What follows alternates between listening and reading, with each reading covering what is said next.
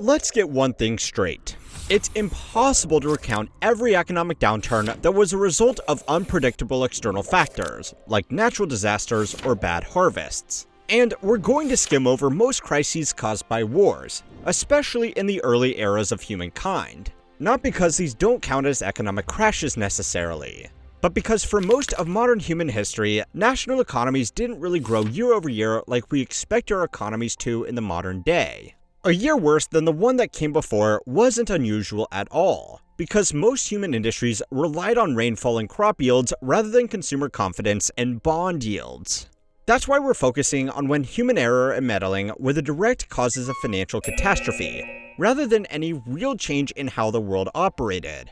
And the place to start is going to be the inflation crisis during the Roman Empire. Whereas most crashes are felt in the moment, the financial woes of the Iron Age titans dragged out over centuries. The resulting hyperinflation is often cited as one of the biggest reasons for the empire's eventual collapse. Some historians even say it was the reason the classical civilization became ancient history. Here's what you need to know. Rome's currency wasn't backed by gold in some national vault. Modern-day currencies get their strength from something like a Federal Reserve Bank controlling money supply and the government asking you to pay your taxes in that currency. Coins are just symbols of worth. But in ancient Rome, coins were proof of worth. A Roman denarius was minted with 4.5 grams of pure silver. That's high-grade stuff back in the day. A single coin was approximately a day's wage for a city craftsman. Unfortunately, a limited supply of silver and precious metals impeded circulation. It took decades to accrue enough coinage to become a standard medium of exchange. To increase circulation, Roman officials diluted the silver purity. New coins were less expensive to make, but were agreed to be as valuable as higher purity originals. In other words, Roman emperors figured out that if they needed more money, they could just mint more money. Don't say we didn't get any great ideas from the Romans, but the economists watching know what the emperors were about to find out. Inflation, failure to understand supply and demand, and a lack of fiscal regulation had put the empire on a course for economic collapse. Unfortunately, the rulers needed more time to figure that out. In the interim, minting more money meant they could overspend on public works and pet projects. Anytime the bank account looked shaky, they just lowered the purity of their silver coins. In 161 AD, when Marcus Aurelius was in power, denarius purity was 75%. 100 years later, during the reign of Gallienus, the darius lowered from 5% to 0.5%. Coins were eventually bronze with just a thin silver coating. But in 301 AD, Emperor Diocletian had an idea to save the stalling economy. His edict on maximum prices targeted inflation by imposing limits on sales of things like pork, shovels, and slaves. But this backfired. A black market sprang up, and market competition resulted in bloodshed. So, he introduced a new coin, the argentius. One was equal to 50 denarii. Yet, it did little to curb inflation. 1 decade later, an argentius was worth up to 100 denarii. Historians believe Roman inflation reached up to 15,000% between 200 and 300 AD. So, what did the Roman Empire do next? The same thing every government does when it goes broke. It raised taxes. And what did the people do when the taxes were too high? The same thing that people do when taxes are too high. They barter with goods and commodities. With confidence in the centralized economy lost, the financial foundation of the empire was crumbling. The military couldn't fund its expansion or defenses, and turmoil aggravated internal power struggles. By 476 AD, the Roman Empire was over. Now, I would like to say that civilization learned from the errors of the empire and never repeated the same mistakes ever again. But unfortunately, that's not true. So it's time to learn how history works as we study a brief history of every economic collapse. This week's video is sponsored by Manta Sleep. Manta Sleep is on a mission to enable better lives through better sleep and naps, and makes the world's best sleep masks and function sleep accessories. I've gotten both the Manta Sleep Mask Pro and the Manta Sleep Mask Sound, and I didn't really put a lot of stock into sleep masks until I got these. The Sleep Mask Pro offers a 100% blackout for deeper sleep, C-shaped eye cups for unbeatable sleep, and ventilation for breathability. The Sleep Mask Sound has everything that the Pro has, but with headphones that allow you to listen to calming music to help you sleep. Best of all, Manta Sleep is leading a pro-nap movement, rejecting corporate BS of waiting around pretending you're working when you could be re-energizing for when you actually need to do something important. Start improving your sleep today with Manta Sleep, and use my link in the description and code HowHistoryWorks for 10% off your order. By 692 AD, the Roman Empire's eastern spin-off, the Byzantines, decided to relive the same mistakes. Previous emperors had introduced so many different coins that the diverse range of currencies led to distrust and confusion. So, Emperor Justinian II decided to standardize all the currencies flowing through the land into a single coin. Although part of his motivation is he wanted to have a picture of Jesus on the coins for a change. This time, the old coins were gathered up and reminted into the new Jesus-printed ones. But the shortage of coins during these transitions disrupted daily life and exacerbated the distrust amongst the population. To make matters worse, he refused a tribute from the rival Umayyad Caliphate. Their coins were a different weight, and likely a different gold content, so there was concern of double counting. Rejecting the tribute caused further economic disruption to trade and tribute agreements, which strained political tensions. In the end, the two nations went to war, and Justinian II had his nose cut off before being removed from the throne. Thankfully, it seemed like all the pitfalls of economics had finally been learned. For the next millennium or so, the only major hardships would be the fault of the universe, and not humans. But then, merchants became powerful enough to expand the economy. In the 14th century, there were medieval supercorporations run by aristocratic families in Florence, Italy. One was the Bardi family. They grew their merchant house into a formidable banking and trading venture called Compagnia dei Bardi, which they used to levy immense political power. Oil, wine, and woolen cloth helped them set up a vast business network throughout the Mediterranean. Florence was the Wall Street of medieval Europe, with Bardi as the combined forces of Goldman Sachs and JP Morgan. They were 50% larger than their closest rivals, the Peruzzi Company. They were so big that they loaned money to foreign monarchs and states, which is how the next crisis unfolded.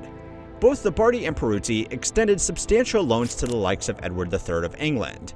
Back then, banks weren't partnerships, not like modern banks. The Bardi and Peruzzi would have been putting in their own cash or pooling resources to satisfy royal clients.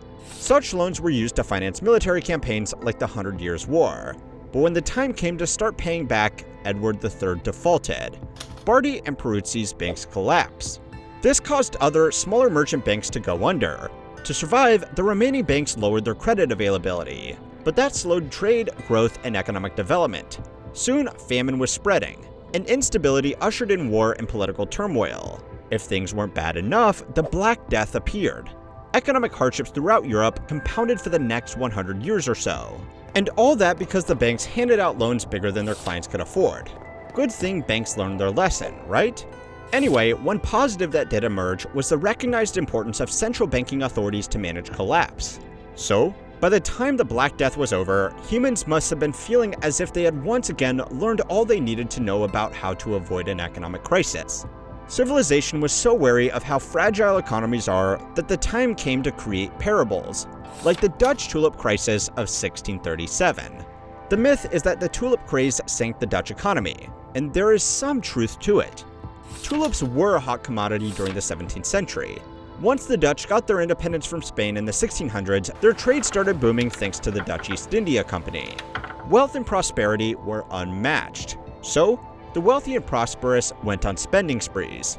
Anything exotic became valuable, which is how unique tulip bulbs became as sought after as imported works of art. Before long, tulip trading sprung up as its own sort of market. At its peak, the most expensive bulbs were going for 5,000 guilders, which was the same cost as a decent house in 1637. However, these exorbitant prices weren't normal. The prevailing myth is that everyone was swept up in the speculative market, including chimney sweepers and housemaids. The story goes that once the bubble burst, the country got so broke that you would see wealthy merchants transform overnight into begging street urchins. But it's not true. Yet, it's easy to see why the morale has preserved. Yes, some people did spend a lot of money on tulip bulbs, but these were the types of folks who were already in the business of market speculation.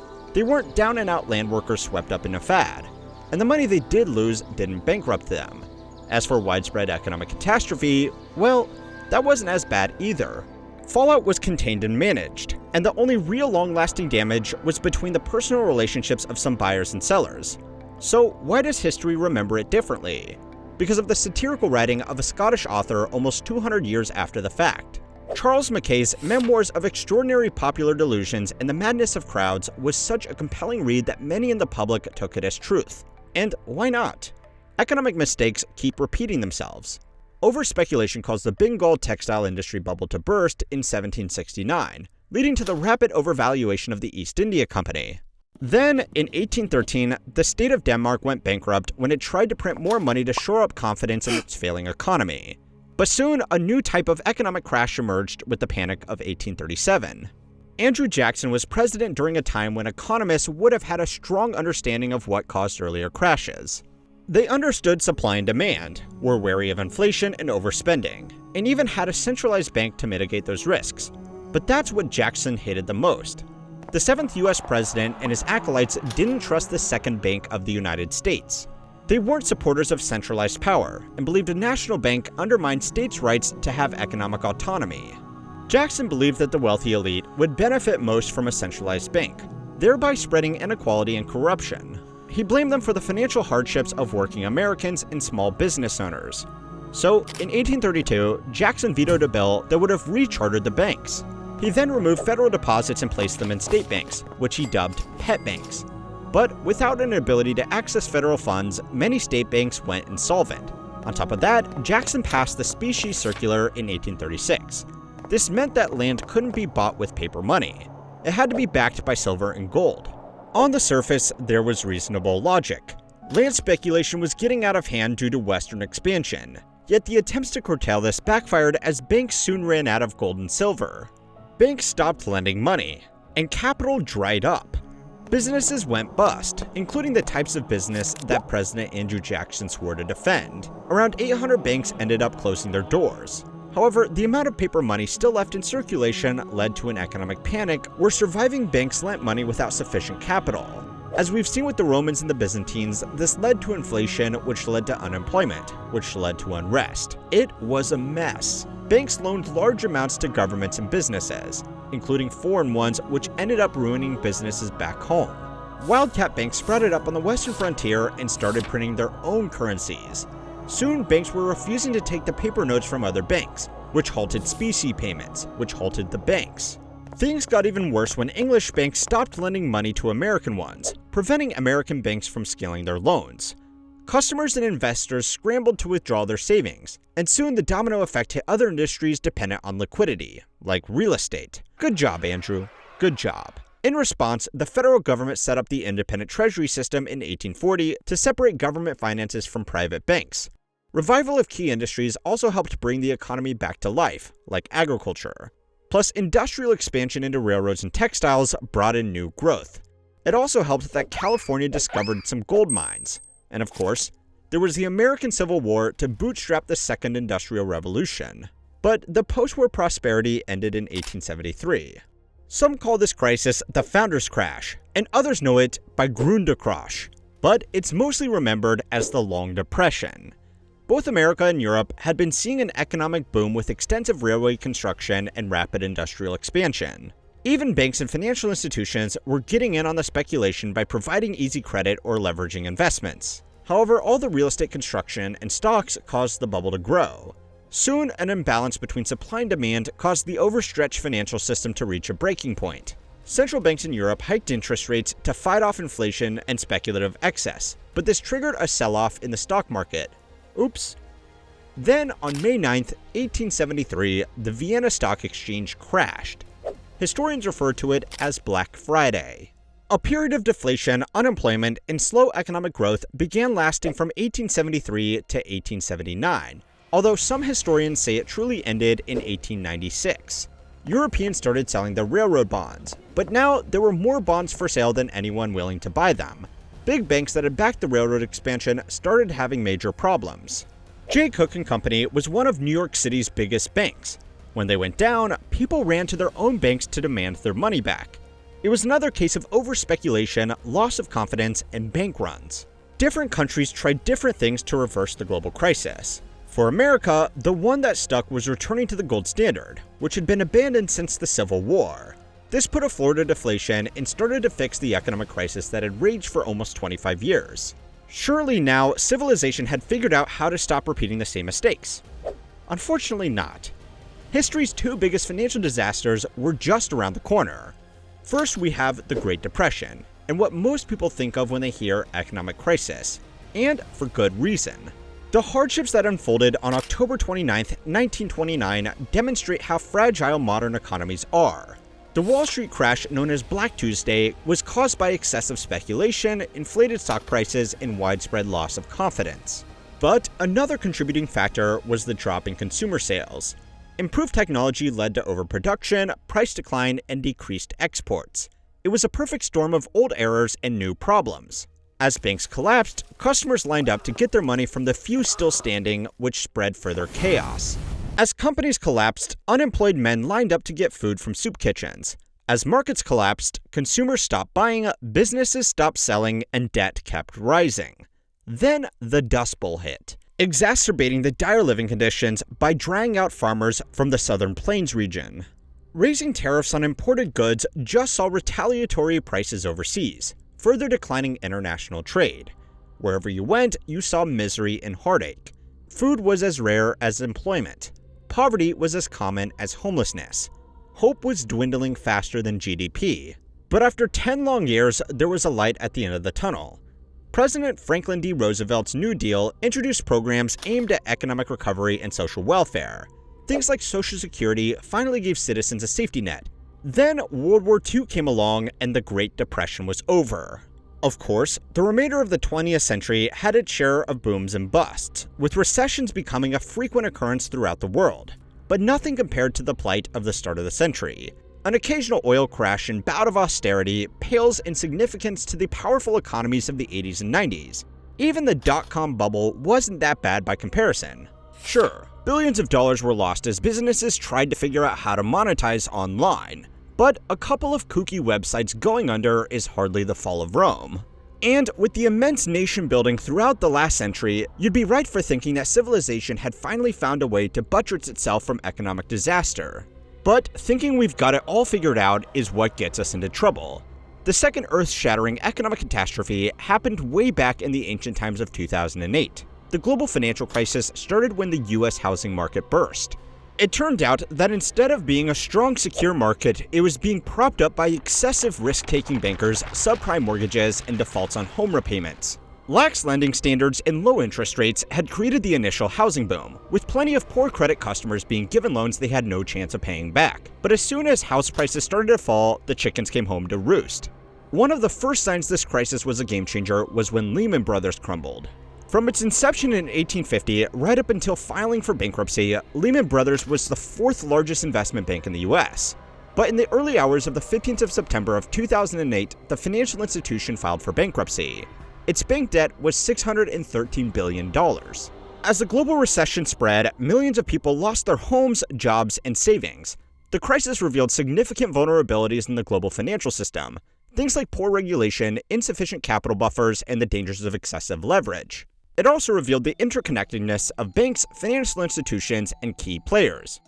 In the end, the US government had to step in to bail out the American banks with trillions of dollars worth of loans. Injections of capital through quantitative easing and fiscal stimulus packages were also used to stabilize the financial system and stimulate growth. Since that fateful moment in 2008, the predatory lending practices have come under scrutiny, but not many bankers have been held accountable for their recklessness. Only 47 bankers were thrown in jail, with over half coming from Iceland, where the crisis was the worst. In the US, only one banker was ever convicted, Karim Sarageldin from Credit Suisse. He was sentenced to 30 months in jail. However, for many in the Occupy Wall Street movement, he was just the fall guy, a sacrificial lamb, while the real crooks got a sweet payday. Look at Goldman Sachs. They settled fraud charges for allegedly anticipating the crisis by selling toxic investments. But their fine was only $550 million. A fine that small is like a band-aid on a broken arm, especially when compared to how the 2008 crisis paved the way for the Great Recession.